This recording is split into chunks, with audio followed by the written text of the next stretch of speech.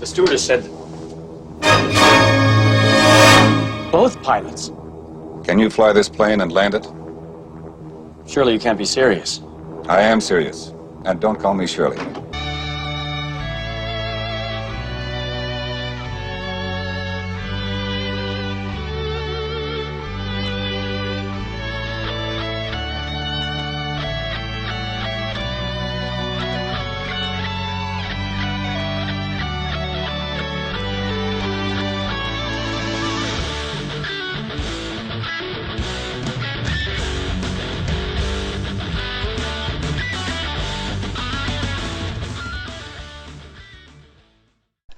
After I posted my original video on how I fly the Concorde, I had a tremendous response, a tremendous positive response from viewers, and a lot of requests for a video on how to operate the fuel panel.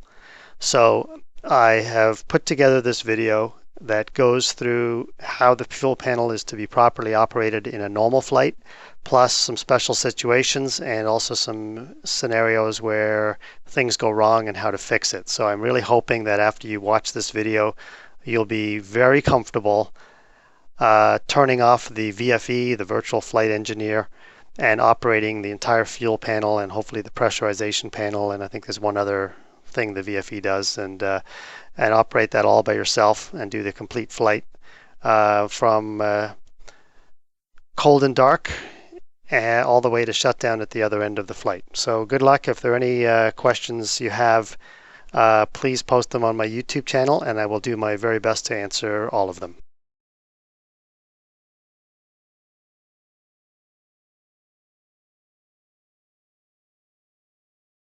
Before we go ahead and get stuck into the details of the fuel system on Concorde, I thought it'd be a good idea just to review a definition of the center of gravity. We talk about it so much when you talk about Concorde Fuel that it's a good idea just to get this out of the way up front so we all are operating from the same definition. So this is a definition I found, which I thought was actually pretty good. The center of gravity, CG, of an aircraft is the point at which the aircraft would balance if it were possible to suspend it at that point. So I think we all understand what that means. And I think everyone can understand that depending on where the center of gravity is in an aircraft, it will have a significant impact on the angle of attack, the amount of input from control surfaces that's required to fly the aircraft, and its performance at various speeds and altitudes. So whether it's on the ground or in the air, the center of gravity is extremely important on any aircraft. On Concorde, it's even more important because of the extreme range that we're going to be adjusting center of gravity throughout the various parts of our flight. So just wanted to start with that, and now we will move on to the specifics of the Concorde fuel system. What we're looking at here is a schematic of the Concorde fuel tanks on the left and the fuel panel on the right. What I'm hoping to do over the next few minutes is to break down the fuel panel piece by piece so you understand each of the components. And then after this is all done, we will go through an actual flight where I just show the workings of the fuel panel throughout the entire flight. And hopefully at the end of that, you'll be quite comfortable in how the fuel panel needs to operate for Concorde. So the first thing to do is to take a look at our fuel tanks that actually feed the engines. So these are the engine feed tanks. They're also known sometimes as the collector tanks. And tanks 1, 2, 3, and 4 feed engines 1, 2, 3, and 4, which is very common in every aircraft. Every aircraft has a fuel tank that's feeding an engine. The really important thing to note here is that the physical location of some of the tanks is different to what is shown on the fuel panel. For the most part, the Concorde panel falls within the layout of how the tanks really are in the plane, but there are a few exceptions, and you need to really understand those to understand how the fuel works on this particular aircraft. So tanks 2 and tanks 3 and collector and engine feed tank 2 and 3 on on the panel and the schematic are in the same location at the back of the plane. Tanks 1 and 4 are physically located further to the front of the aircraft, but on the panel they're located at the back. So that's really important to understand. Tanks 1 and 4 are physically located further to the front of the aircraft than they are shown on the panel, and that'll become really important as we go through this. The next slide here, or the next diagram, is showing the main transfer tank. These are the main fuel tanks where fuel is stored. The Concorde obviously has a tremendous amount of fuel on board for a normal flight. Just to put it in perspective, for a New York to London flight, you've got something in the neighborhood of 90,000 kilos of fuel. So what's that, 200 and something thousand pounds? That'll keep a 747 fully loaded in the air for 10 hours. So I mean, it's a lot of fuel on board the aircraft. So you've got the main tanks in the center, and again, there's a little bit of a quirk between where the tanks are physically located in the aircraft versus where they're shown on the panel. So tanks 5 and 6 are correctly shown, 5 in front of 6. 5 is in the front, 6 is in the rear of the aircraft, but 7 and 8 are switched. 7 is in the front on the panel, and 8 is in the rear on the panel, but in the aircraft, 8 is actually in front of 7. So another little area to make note of. The next slide shows two important tanks. They're called the Wingtip tanks. They were used for trim and also as main fuel tanks. These were kind of unique tanks in that they had to be full for the takeoff, but they had to be empty for the landing, and that had to do with the shape of the delta wing and optimizing the aerodynamics. The important thing to keep in mind with regard to these tanks is that the location of the tanks is in the wingtips, but on the fuel panel, you'll see that these tanks are located quite far forward. So just keep that in mind, that they're actually at the back of the plane, not at the front, when you're working with these wingtip tanks.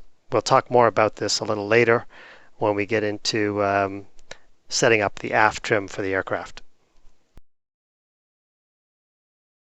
Next, we get to kind of the unique and distinguishing feature of the Concorde fuel system, and that's the trim transfer tanks. There's tank 9 at the very front of the aircraft, tank 10 right behind it, and tank 11 way at the back of the aircraft behind the delta wing. And these tanks are used to move the center of gravity of the aircraft back and forward throughout the flight envelope. And they are fortunately located properly on the panel in terms of their location on the panel is the same as where they are on the actual aircraft. So if you take a look at this diagram, you'll see that on the vertical axis, we have center of gravity of the aircraft, CG, where the larger number is aft. So a CG of 60 is aft, whereas CG of 51 is forward.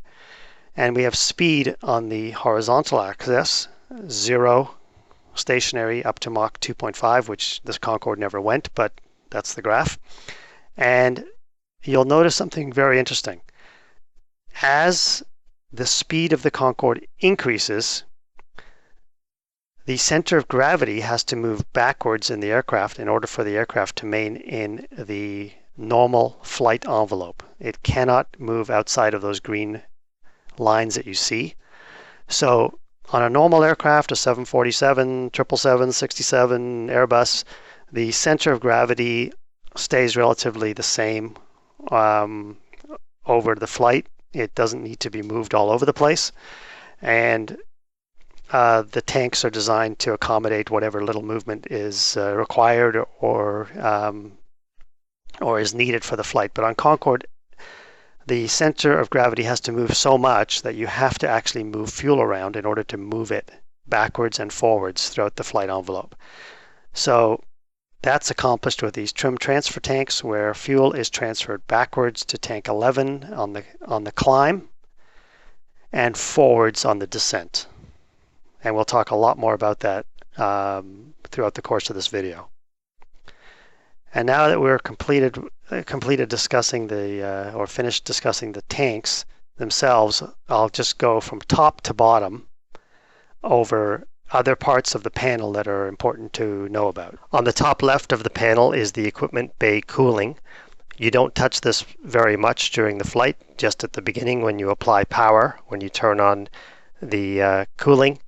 The reason is if you don't, the panel will overheat and all of the power will shut off. So that's one step you have to take at the very beginning of the flight, and then you leave it until the end.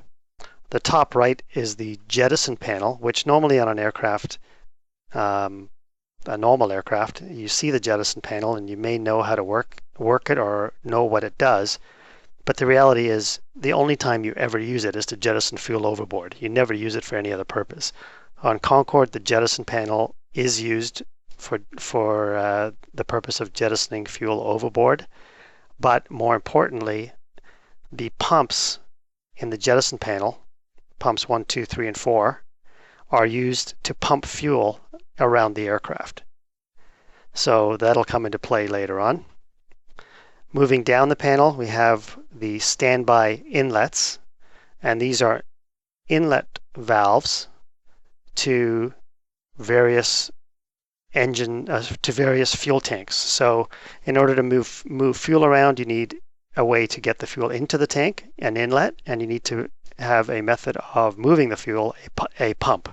So the jettison pumps and the inlets are used quite a bit to move fuel around the aircraft. At the bottom, below the gauges for the fuel amounts in the 4 collector tanks are the actual main feed pumps. There's actually 3 pumps, a main pump and 2 auxiliary pumps.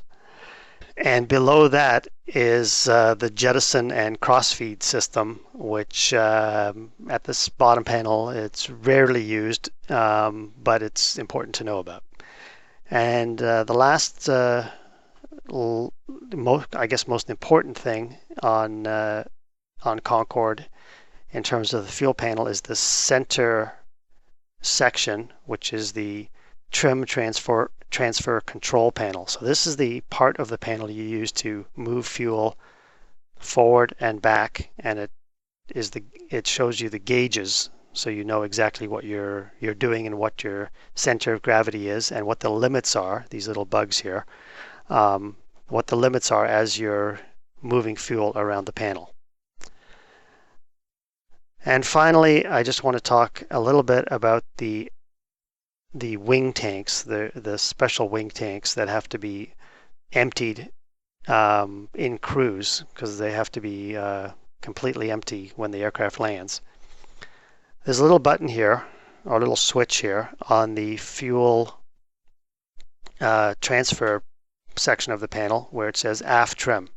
And at a specific point in the flight, we're going to switch that to aft trim. And what's going to happen is fuel is going to empty out of tanks 5A and 7A. But remember, the location of tanks 5A and 7A on the panel is different to the aircraft. In the aircraft, they're located at the back and in the wings. And if you empty these 2 tanks, the center of gravity of the aircraft will move forward. So in order to counteract that, because by the time we get to the point where we want to empty these tanks, we've already set up our center of gravity for Mach 2 cruise climb. We do not want it to move forward. At the same time these tanks are emptied, we also empty tanks 1 and 4. We don't empty them completely. We just move the fuel down by kind of half of where it starts out. But it counteracts the action of emptying the wing tanks, 5A and 7A, and it keeps your center of gravity stable as these wing tip tanks are emptied. And last but not least, before we get into setting up our actual flight, and I walk you through that whole part of the video, in the Concorde documentation, I believe it's in the fuel section, there is a chart which shows you what actions you have to take to move fuel from any one tank to any other tank. You have to have this chart available print it out, have it on a PDF on another computer, whatever you've got to do, you have to have this chart available, because the last thing you want to do is be in the middle of a flight and have a situation that you have to address by moving fuel from a particular tank to another tank, and you don't know how to do it. So I would highly recommend that you have this chart available. After you've done this a while, you can figure it out without the chart, but I would not recommend that right off the bat. Okay, well, whenever you have a complex process, you want to break it down and develop a methodology, a strategy, a process of working.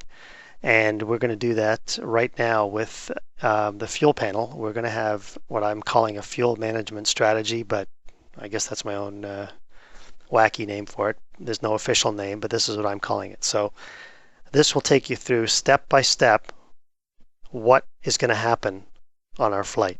So step one, we are going to set up our panel, set all the buttons and switches and everything in the right place for our flight, and we're going to set the takeoff fuel for tank 11. So the center of gravity has to be set for takeoff, and it's done by moving fuel into tank 11 and setting the takeoff value. So that's step one. The next step is we're going to have to move fuel back once we hit a speed of Mach 0.7, which is actually great news, because that means from the time you set your takeoff CG or takeoff fuel in tank 11 to the time you're well on your way, you've got your automatics going, your INS is all controlling the plane, you're climbing probably through, well over 10,000 feet, I'm guessing. By the time you hit Mach 7 or Mach 0.7, you don't have to worry about the fuel panel until well after the takeoff. So after you're airborne and you hit Mach 7, you're going to move fuel back and you're going to fill tank 11 to 10,500 kilos. Once tank 11 is filled to 10,500 kilos, you're going to continue to move fuel back into tanks 5 and 7 and keep filling those tanks until the center of gravity reaches 59%. Once our center of gravity reaches 59%, we will stop moving fuel out of tanks 9 and 10 and set our aft trim. The aft trim will reduce fuel in tanks 5A and 7A, the wingtip tanks, and also reduce the fuel in tanks 1 and 4 to keep our center of gravity stable. After we've initiated the emptying of the wingtip tanks, we're going to balance fuel left to right, port to starboard, or whatever, and we have to move fuel across the ship to balance the fuel and relieve pressure on the elevons. And then we're basically going to leave things the way they are for the rest of the cruise, but when we begin to decelerate and descend, we're going to move fuel forward and lower our CG. We're going to move fuel forward from tank 11 until it's empty and fill up tanks that are in front of it. And then we're going to, at the end of our flight, we're going to shut down our panel. We're going to move fuel to the front of the aircraft so it doesn't tip back when it's on the ground, and we're going to shut down our panel. So that's kind of the strategy we will follow for the flight. And it kind of gives you an overall summary of what we're going to accomplish as we move through our Concorde flight.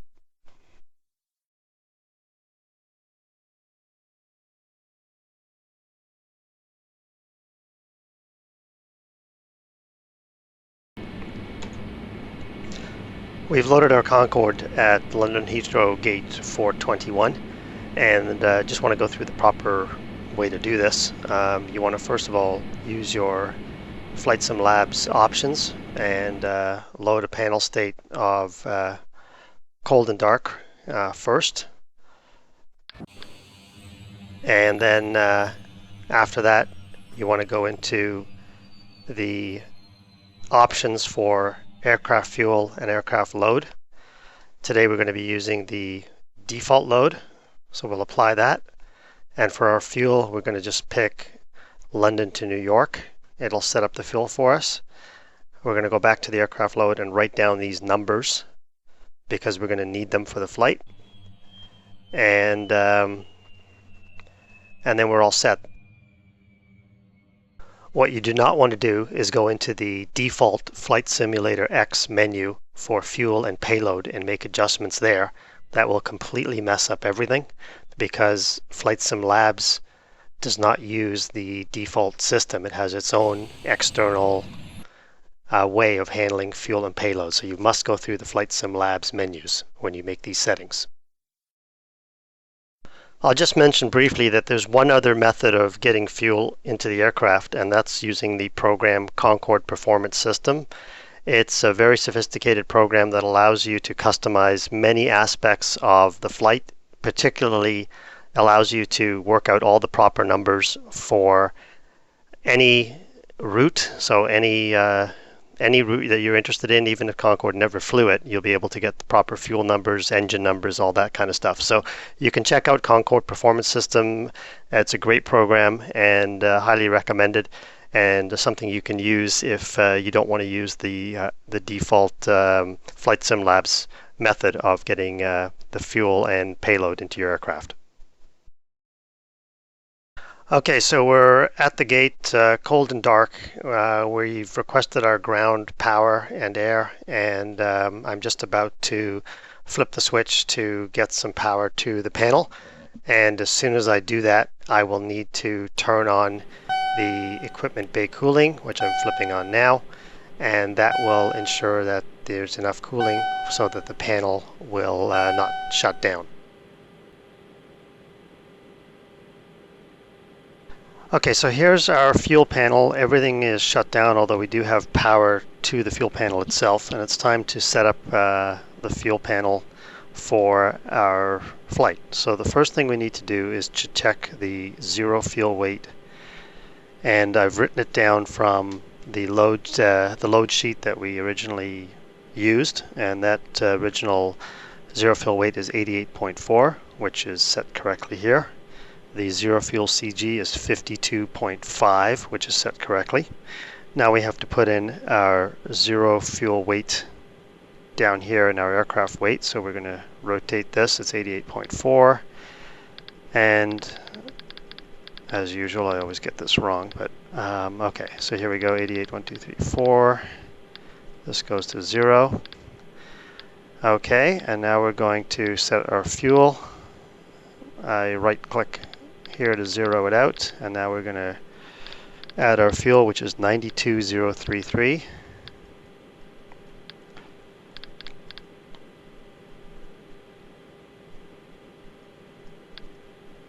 And put it on normal, and our total weight, which we wrote down, is 180433, 180430 in the end. That's fine.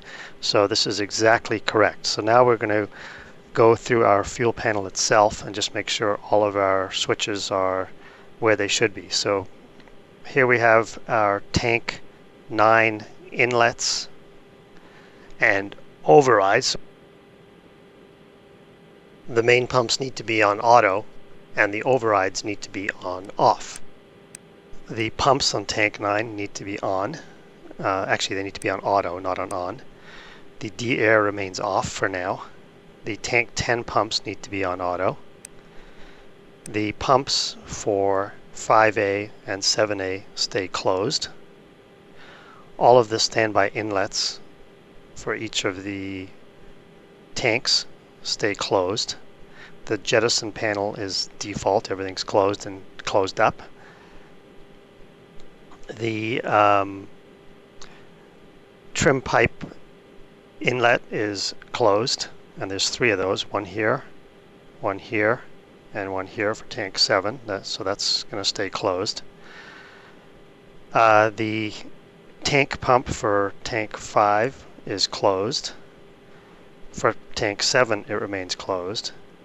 The main inlet will leave shut because when we transfer our fuel from 9 down to 11 after start, we want that to be closed, which you can just leave it closed for now. The override should be on off, so we put that on off. The interconnect valve between tank 6 and 7 is shut. The interconnect valve between tank 5 and 8 is shut. And tank 6 and 8 pumps, 6 pump 1 and pump 2, and these 2 pumps for tank 8 remain closed. Alright, so now we're moving down to tank 11 setup. Again, the mains need to be on auto and the overrides need to be on off. The hydraulic pumps, there's one for each system. The yellow system and green system should be on auto.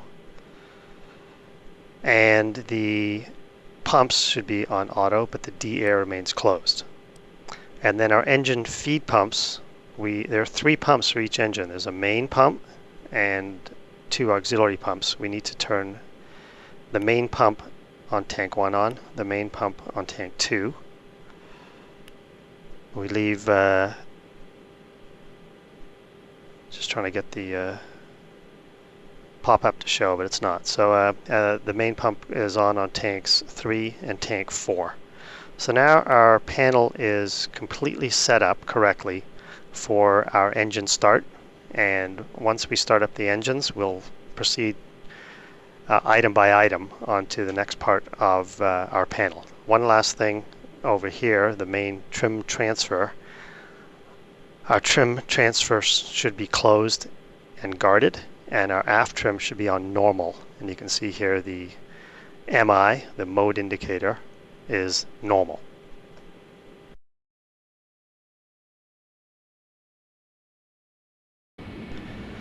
Alright, so we're at the part of the taxi checklist where we need to set our fuel panel up as part of our taxi.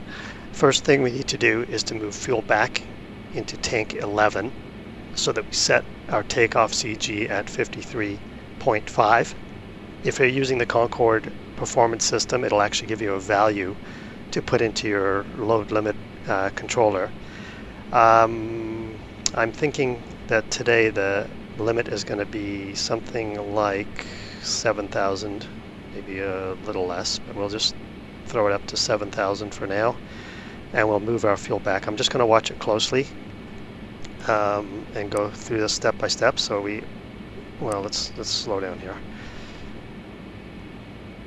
We're going to unguard it and then move it back, and now you're going to see that fuel is starting to come out of tank 9 and it's going to go into tank 11. Now, because we've had the inlets for tank 5 and tank 7 closed, no fuel is going to go into those tanks, so that's why we closed that. So now this fuel is going to come back, and you can see this is slowly going up, and I think 7,000 is not going to be quite enough, so I'm going to add some more here.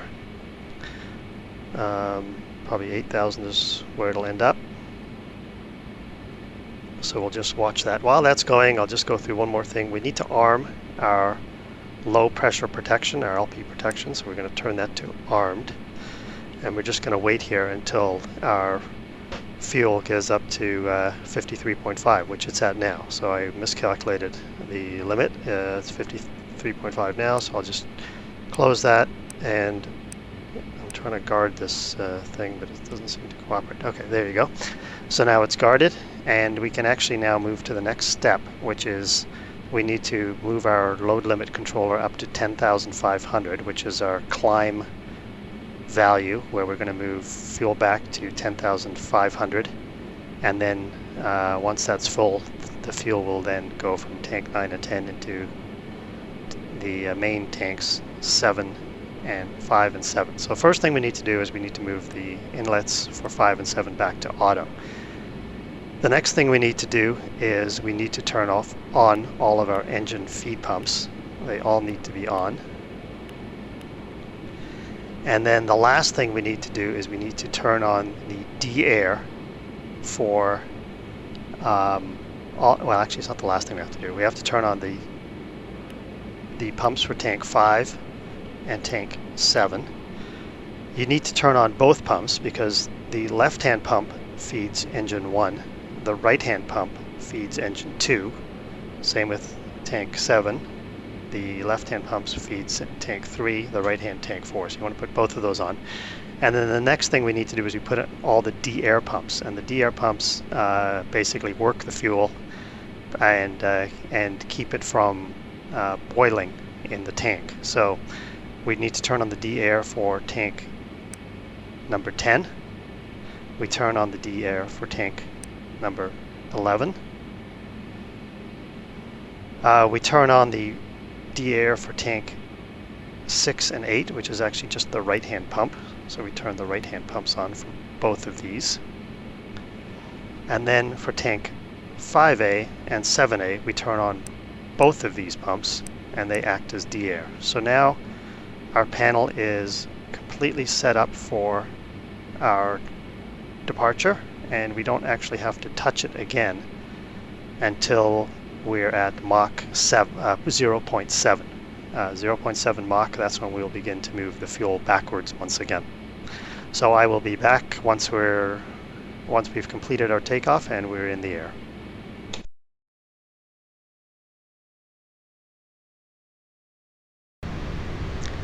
We're approaching a speed of 0.7 Mach. I'll just zoom in now to show you that, so you can see that, oops, that's a little rough, sorry. So you'll see we're at 0.7 Mach now, and we're climbing, approaching a speed of 390 knots. I'll just put in my speed now, and I'll come back to it in a second, but at 0.7 we go through our climb checklist. I'll do the other parts right after this, but I want to get into the fuel part first. So we need to move fuel back at this point. We're going to unguard our trim master and move it backwards. You'll see fuel moving from tank 9 into tank 11. And now that fuel is moving into tank 11, we no longer need our D-air for tank 11. So I'm turning that off. And fuel will begin moving back now into tank 11 and also a little bit into tanks 5 and 7. But it'll stay between the limits the entire time. We'll stop our transfer once we reach a center of gravity of 59%. Okay, well, on our climb out or flight out of London, we have a subsonic leg, and actually we're not going to be going supersonic until we reach the waypoint upgas, waypoint number 4. So we have 65 miles subsonic. And normally what we do on a subsonic leg is we stop our rear transfer of fuel at 55. So I'm going to stop that now. Just waiting for the center of gravity to reach 55. We're leveling out at our intermediate flight level of flight level 260. And as soon as the indicator shows 55, there it is, we will turn off our transfer of fuel and just leave it there until we are ready to proceed with our supersonic acceleration. We are approaching our supersonic acceleration point, the waypoint upgas. We're 8 miles out, so we need to get ready to begin moving our fuel backwards again. So what I'm going to do is just go through the acceleration, start climbing, add our afterburners, and then I'll switch to the fuel panel and show you turning the fuel back and continue it moving backwards. So now we're unguarding our trim transfer switch and transferring the fuel back again. You'll see that the fuel is beginning to move again into tank 11, and it'll continue to do so until it's at 10,500, which we're very close to now. And then we'll continue to fill up tanks 5 and tank 7 until we reach the magic number of 59% on our center of gravity. Okay, so our tank number 11 has reached 10,500 kilos, so I'm just resetting the load limit controller, just moving it down to 0 because we're going to have to move fuel forward from this tank to keep the CG at 59%, but also on our deceleration and our descent. We're approaching a speed of Mach 1.7, and the pressure in our fuel tanks is such that we no longer need our D-air pump. So I'm just bringing up the fuel pressure gauge. You can see it here. I'm not 100% sure that this is working right because I did not see a big change from Mach 1 to Mach 1.7. But nonetheless, we'll turn off our D-air in tank number 10. Well, I'll turn off the D-airs for tank 6 and 8. The tank 11D air is already off, but we're going to leave our pumps on for 5A and 7A because very shortly we're going to be moving that fuel from the wingtips and switching to aft trim.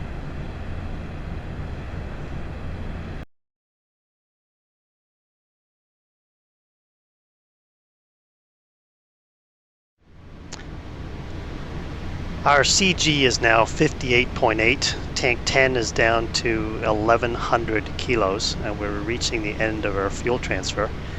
Once the fuel transfer has stopped, the CG will slowly move backwards about 0.3 over the remainder of the flight. So if you're a little lazy, you can actually stop it here and it'll move back to 59.1 or something like that. But we'll do it properly today. We're approaching the end, 58.9. Tank 10 will probably empty out almost completely by the time we stop the transfer today, based on the way our fuel is set up. So I'm just waiting for the fuel transfer to complete. And there we go, 59. So I'll stop the fuel transfer at 59.0. And tank 10 has a little bit left, 120 kilos. We'll leave that there for landing. And now what we're going to do is we're going to open up the trim pipe drain and the inlets. So we open up the trim pipe drain, we open up the inlet to tank 5, and then we open up the inlet to tank 7.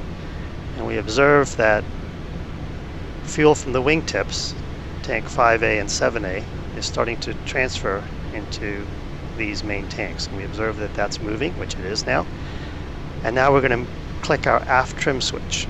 Now you recall that tanks 1 and 4 are actually located further up on the aircraft, and these wingtips are actually located further back on the wings. So what's going to happen is tanks 1 and 4 will actually start emptying out down to 2,000 kilos as tanks 5A and 7A begin to empty, and it'll keep our CG stable at 59%. Just checking in on tanks 5A and 7A, down to 1,280, 1,180. They do go down at different rates, so that's normal.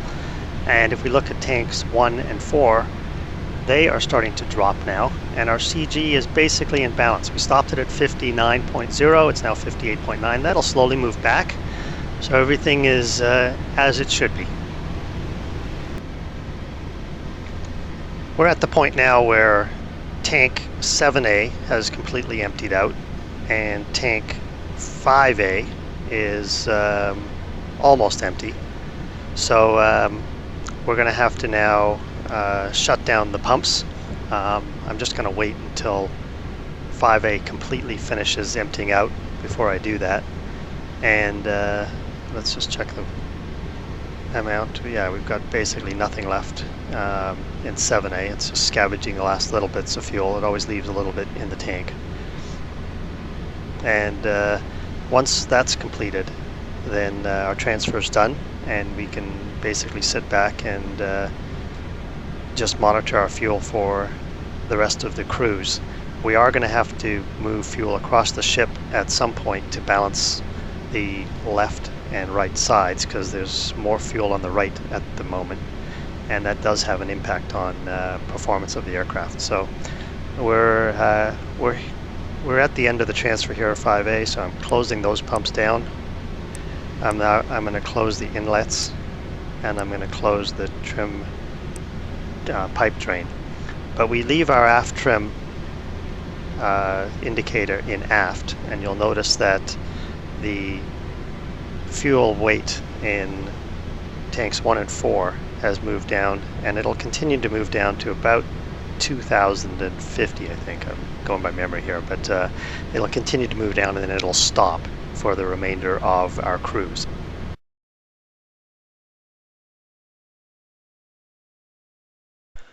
We're looking at the gauge now for the elevons, and you can see there's a bit of deflection below 0 for some of the elevons, and we need to correct that. That's a result of a fuel imbalance, and we need to correct that and balance out the left and right side. So on the right side right now we've got 13,600 kilos.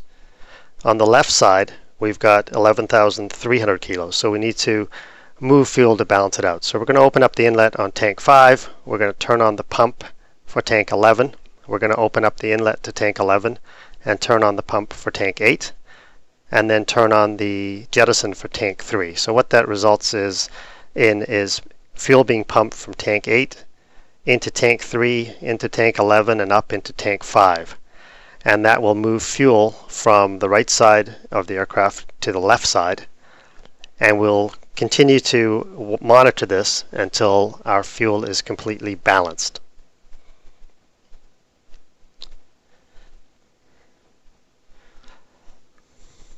Okay, we've been running this for a little bit now. The fuel in tanks 5 and 6 has moved up significantly, and then in tanks 7 and 8 it has dropped significantly because we've pumped it across. And we're going to actually have to close tanks, the pumps for tank 7, because that tank is getting empty now.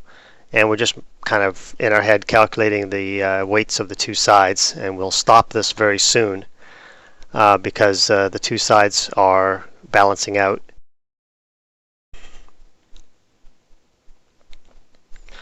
So we're going to turn on the pump for tank 8 because tank 7 is getting close to 0. So we're making sure tank 8 can take over and feed 3 and collectors 3 and 4.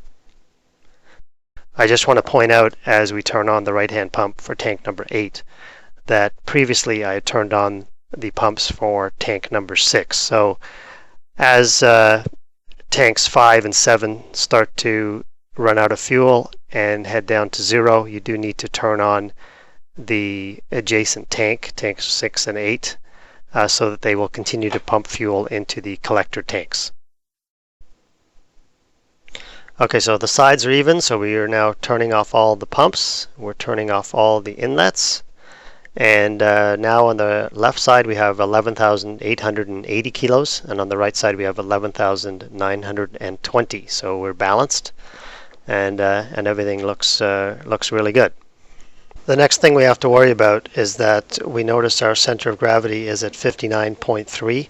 So we're going to have to move fuel forward now. So we're going to move fuel forward from tank 11 into tanks 5 and 7.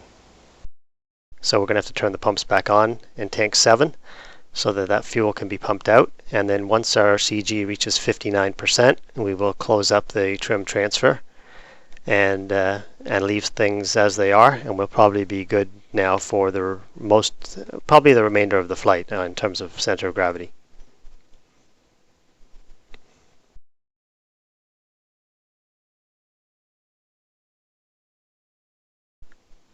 And there we are at 59%, so we can close up our trim transfer. I also quickly just want to mention something about the interconnect valves between tanks 5 and 8 and tanks 6 and 7. These can be used to balance out the sides. It's not the preferred method because it's slow, so it has to be monitored a lot more closely, but it is available if you want to use that method. So just looking here again at the elevon gauge, you can see it's nicely evened out. The discrepancy we had prior to making that change of fuel is gone, and our aircraft is flying as efficiently as possible. And one last thing we need to do is we need to increase the load limit controller for tanks 9 and 10 up to 8,000 kilos. This is in the event of an emergency descent, and if the flight engineer is extremely busy, it allows the first officer to flip a switch and move fuel from tanks 11 to tank 9. In such a circumstance. So we've just moved that now to 8,000 kilos, and now we're all set. All right, so our fuel tanks 6 and tanks 8 have now reduced to 4,000 kilos a piece. They're just slightly above that now. So we're at the point where we need to move our aft trim back to normal. So obviously when you do that, what's going to happen is tanks 1 and 4 will use the fuel in tanks 6 and 8 and will fill back up probably close to 4,000 or maybe more, 4,500 kilos.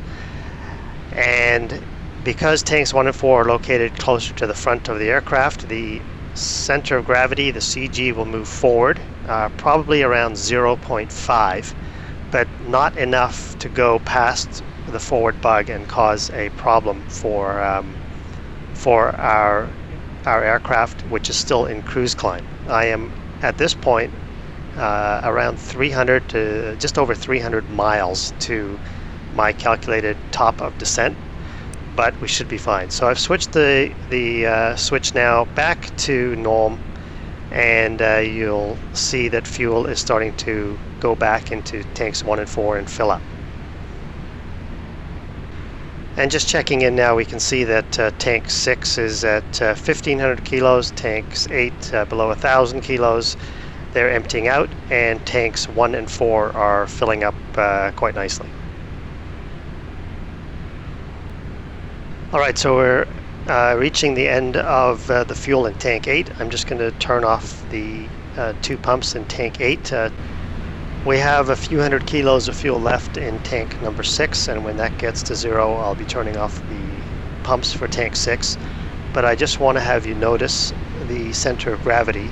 If you recall, when we turned our switch back to normal, the center of gravity was 59.2. It's now moved back to 58.6. So I said we'd move back 0.5. It's moved back 0.6, but it's still comfortably between the 2 orange bugs, and we're set up in good shape for our deceleration and descent. And now the tank number 6 is getting to the end of its fuel, so I'm just going to turn off those pumps, and essentially we're all set now for the rest of our cruise climb. And when we get to our top of descent, we'll be moving fuel back into tanks 5 and tanks 7.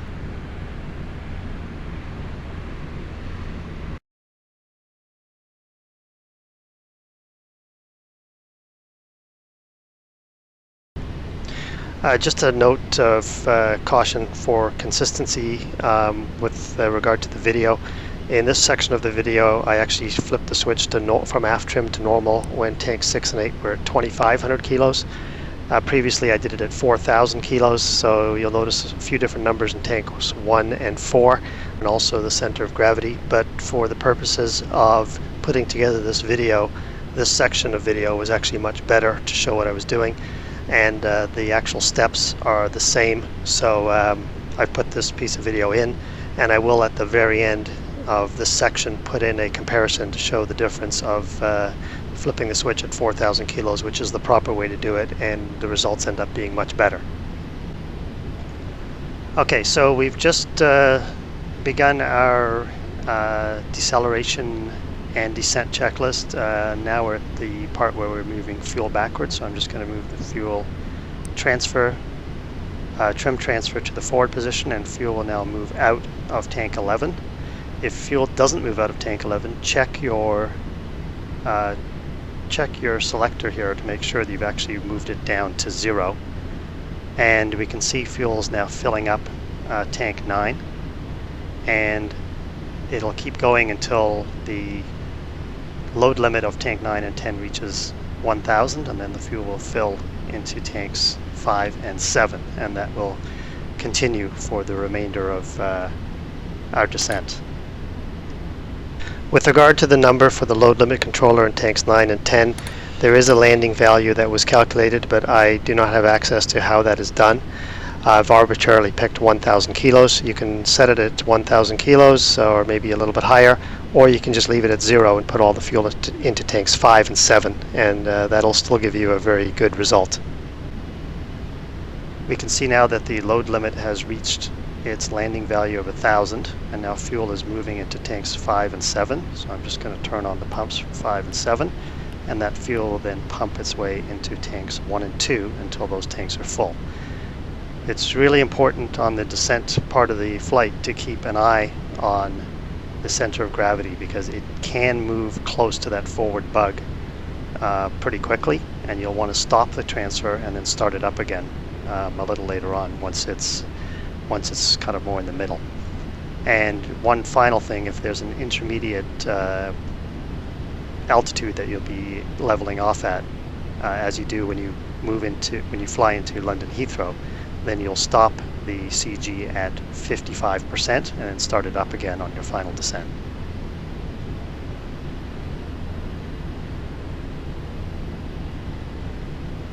The center of gravity has now reached the forward limit, so I've actually stopped the flow, and I'll continue on with my checklist. One last thing I need to do is turn off the hydraulic pumps for the yellow and green system. And then we've now completed our setup for the fuel panel for the descent and deceleration, and I'll start this back up once it's in the middle, and I'll check in a little later on. We've just now passed through Mach 1. We're continuing our descent, and just checking on our fuel panel, we can see that the collector tanks 1 to 4 are filling up.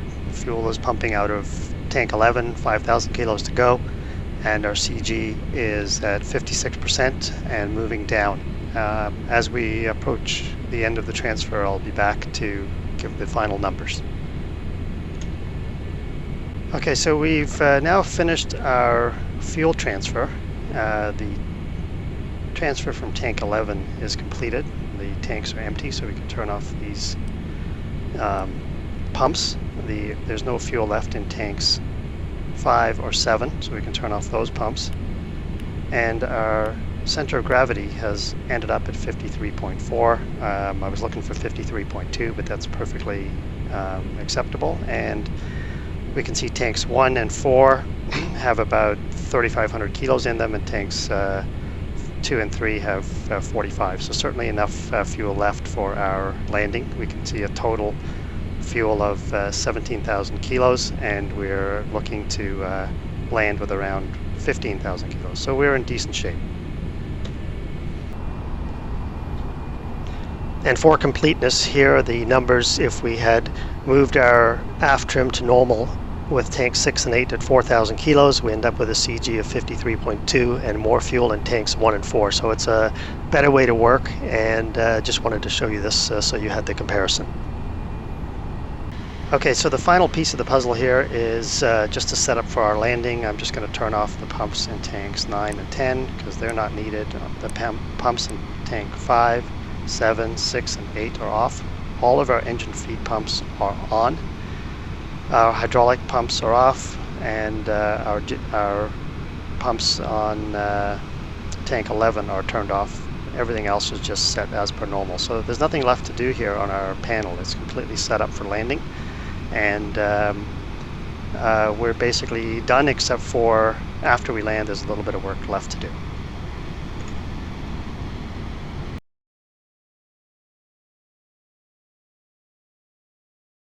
So we've just landed at John F. Kennedy. I've completed the after landing checklist, except for the part where we move fuel to the front of the aircraft, and that's just to stop it from tipping up in the air with too much weight in the back. So we're going to set the load master, it's not the load master, we're going to set the load limit to 4,000. And then what we're going to do is we're going to pump fuel from the remaining tanks into tank 9. So the way to do that is we open up our inlet on tank 9, the main inlets. Just going to look where I'm taxing here. Then we're going to pump fuel from, let's say, 2 and 3 through the jettison system, and pump it into tank 9. And you can see now 2 and 3 are reducing in fuel, and tank 9 is moving up. So that'll continue as we finishing up our taxi. Just make our way over to terminal 7, and I'll just keep an eye on that as we taxi in, and then all we have to do is move our fuel to the shutdown position, or our fuel panel to the shutdown setup, and then we're done.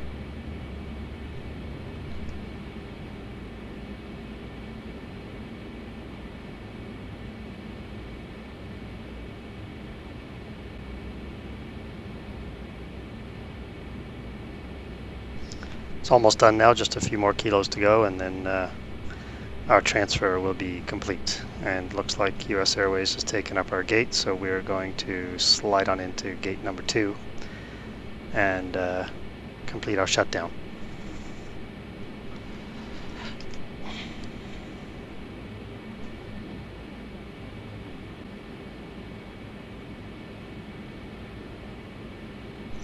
Okay, we've got our 4,000 kilos in there, so we're going to turn off our jettison tanks, close it, put our mains back to auto, and we're all done. We're going to complete our shutdown and be back to put our fuel panel in the shutdown setup.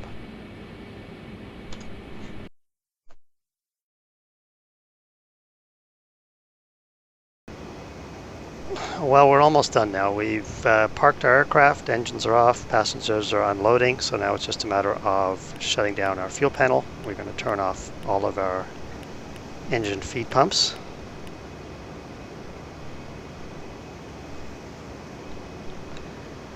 We're going to turn off our main and override inlet selectors for tank 9. The pumps are off, the air's off. The standby inlets are all off. Jettison's closed up. Tank 5A and 7A pumps are closed. The trim pipe drain is closed, and the inlets to both tanks are closed. The pumps for tank 5 are closed. We'll close the inlet and the override. We'll close the inlet and the override for tank 7. We will, if I can get it to work, we will guard the transfer at neutral, close the inlet and overrides for tank 11. The hydraulics are closed and the pumps are all closed. So our panel is now completely shut down and ready for the next crew. The only thing left is to close our LP fuel protection. We don't need that because our low pressure is no longer required. If you're going to do a complete shutdown and I still have ground power, you would then turn off your equipment bay cooling, but I'm just going to leave that on for now. So that's it. We've completed our flight. So stay tuned for the next section where we'll talk about the Barbados loadout and also recovering from mistakes.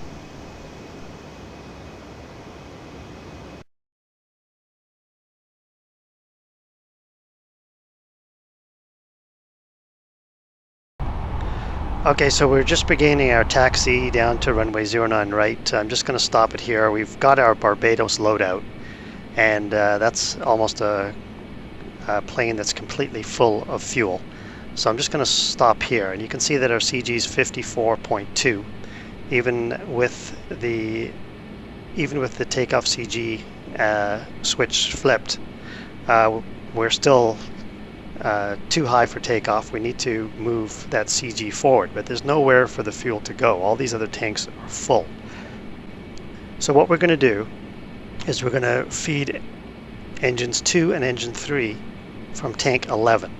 So the first thing we need to do before we do that is we need to turn off the right hand pumps on tanks 5 and 6. Remember, these feed engine 2.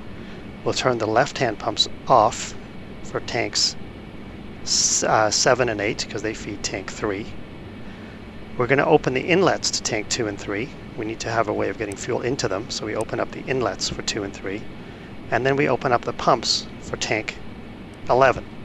And now fuel is now starting to move out of tank 11 and feeding tank 2 and 3, and the CG will slowly move forward. So I'm just going to continue my taxi now, and we'll keep an eye on that center of gravity as I continue my taxi. And it was actually quite normal for Concorde to taxi doing this process, or sometimes if it was at a short had a short taxi to runway 27 left, it would actually sit there at the end of at the end of the taxiway, holding short of the runway, waiting for that fuel to be used up and the CG to move forward. So you can see now it's gone to 54.1, and we're very close now to achieving our required takeoff center of gravity of 54.0.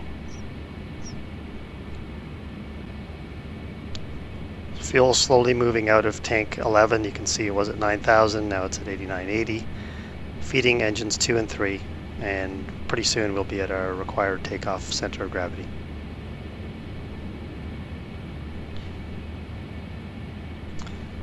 Well, we've almost made it all the way to the end of our taxiway, our taxi route to the holding point of runway 09 right. I'm just going to slow down here before we get to the runway. Take a look at our fuel, and we see we've actually achieved now 54%. So now we can stop the process. We will close the inlets. We'll close the pumps. And now we'll turn on our normal pumps, the right-hand pumps on tank 5 and tank 6 for D-air, and the left-hand pump on tank 7. The left-hand on 8 is off anyway. And we can see that we've achieved 54%. And we're all set now, ready for our departure with the correct takeoff center of gravity.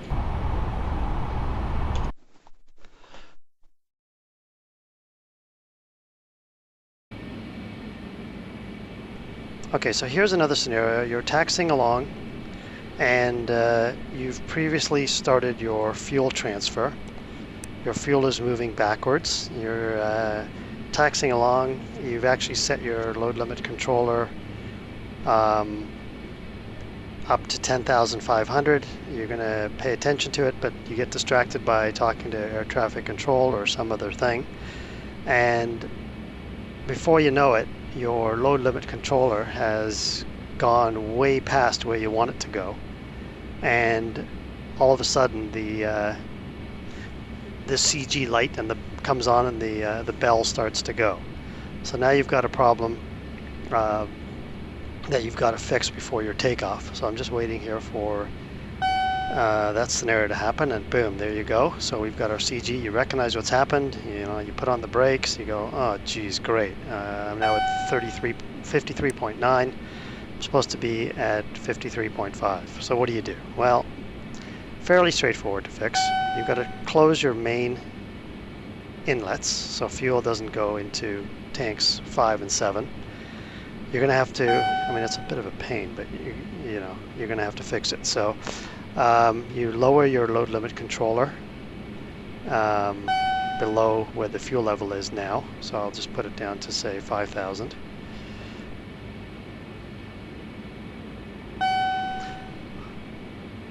And then you increase your load limit controller in the top to be higher than what's already there. And you're going to move fuel back from 11 all the way back into 9 and 10. Obviously nothing's moving yet because it's not high enough. I need to be at 20,000 almost. So we're just going to zoom that up, and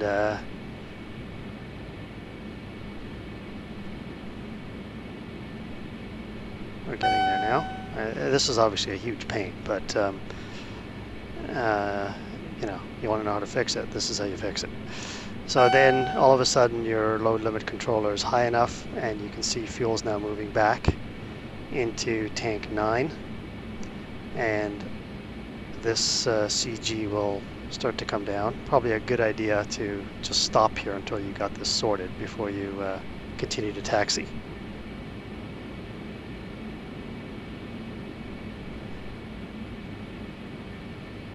Alright, so we've let the fuel go back. We're now back to 53.5, so we can turn off our trim transfer and close that up.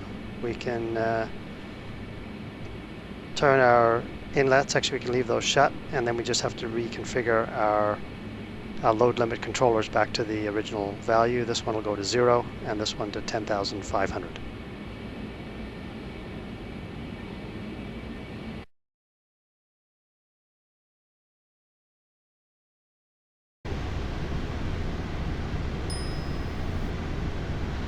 Okay, so you're flying along, everything's going well, your fuel's all organized, and you've got some time, so you leave the flight deck for a cup of coffee, watch some TV, do whatever you've got to do around the house, and you return half an hour later or more,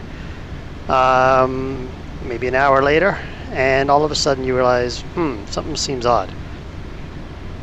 I've got this fuel light on, I'm losing altitude, what's happening? So you do some investigation, and it turns out that you have forgotten to turn on the tanks for tanks 6 and 8, which means the engines are running off whatever fuel's in the collector tanks, and engine 1 is almost out, and engine 4 has actually gone out. Now it hasn't in this case, but we're going to wait for it to starve out, which will happen any second, and then I'll show you how to do the relight on the engine.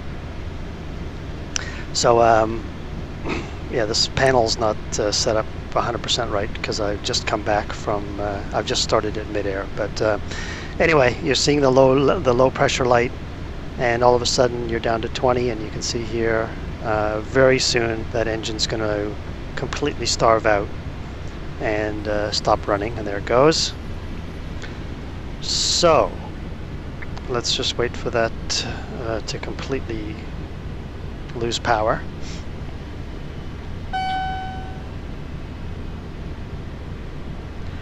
Okay, so the first thing you think is, well, I know what I'll do. I'll just go to the relight panel, and I will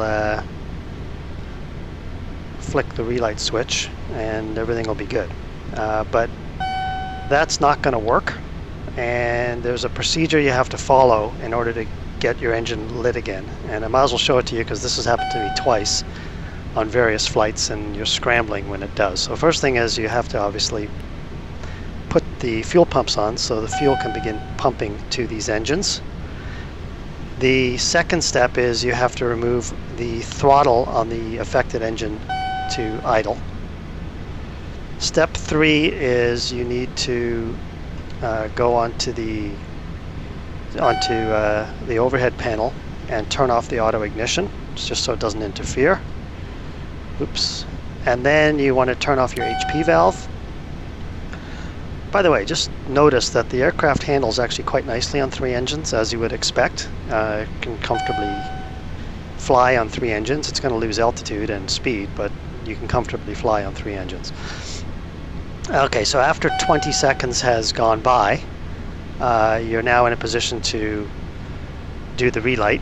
So you're going to flip your relight switch to relight.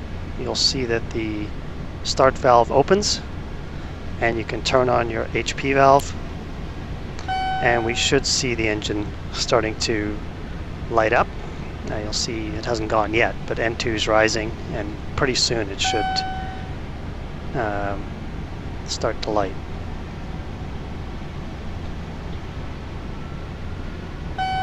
And there it goes. And now we can turn our relight to off, and the engine will continue to increase. And stopping at around 64, because remember the throttle is at idle. And now we can apply our throttle forward, and that engine should begin to move up, and there it goes. So we're back in business. So I thought I would just show you how I do that, because I have had this problem in the past.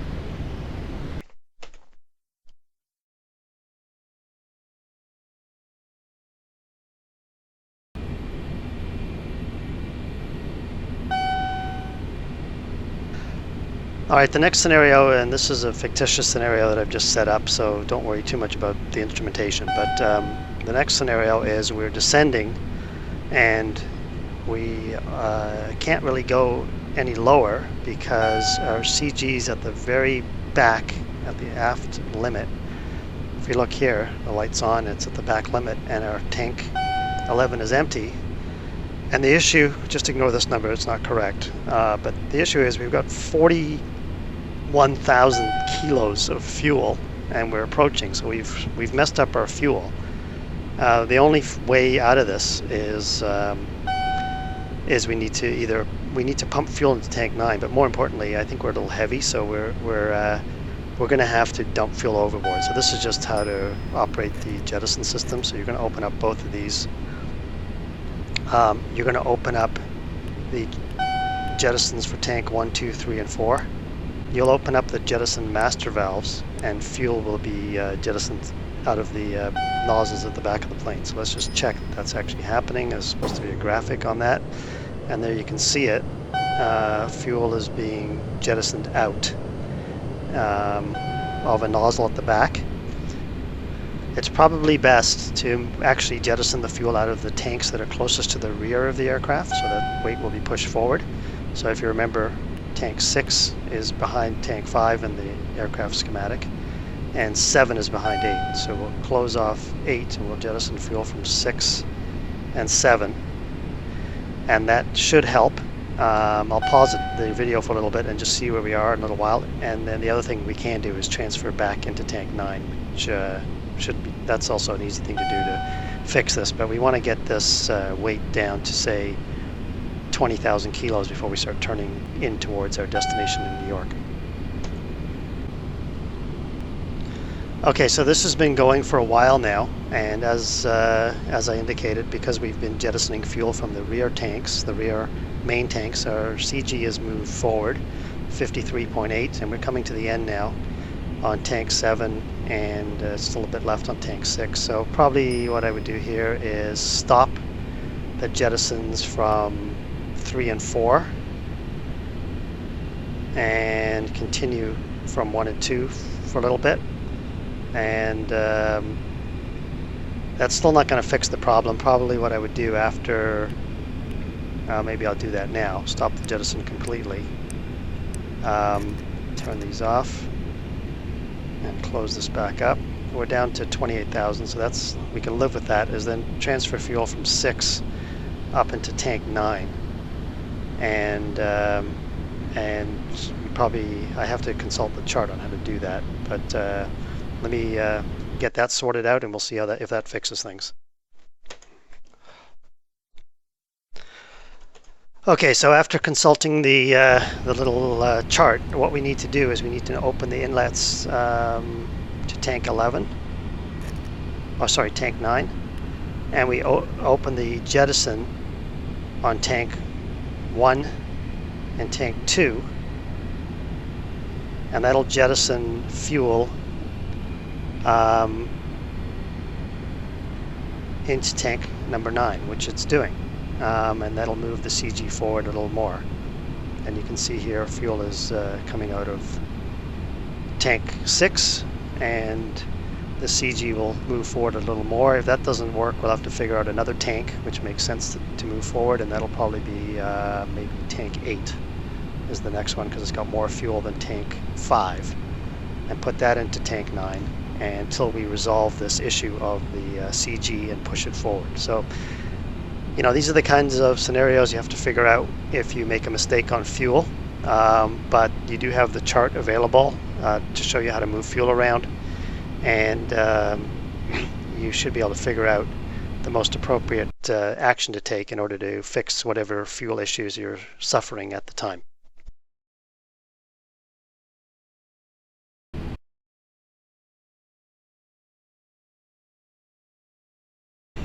All right, one more scenario.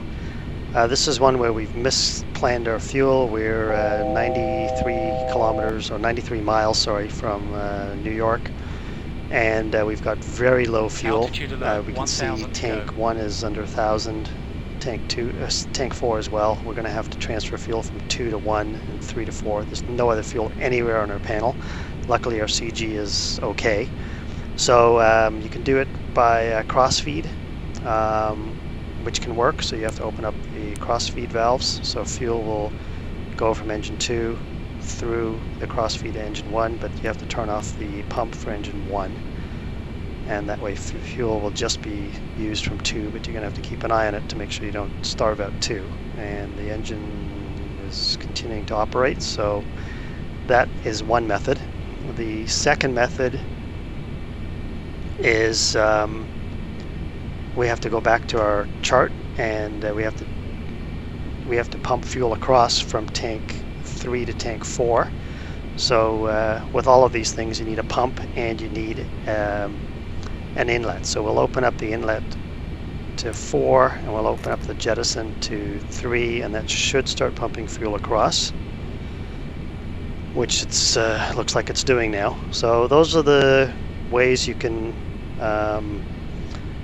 deal with a fuel imbalance or running low on fuel and trying to move fuel around to make it to your destination. And this is another scenario that's happened to me. It usually happens on the longer flights because you're just at the very limit of what Concorde's range is. So Barbados, Toronto, those kind of flights are really taxing on your fuel. You got to really watch it. And if you're using an add-on weather program, and the winds aren't quite correct or the temperatures aren't correct, you're going to end up with imbalances, low fuel that you have to deal with on your descent.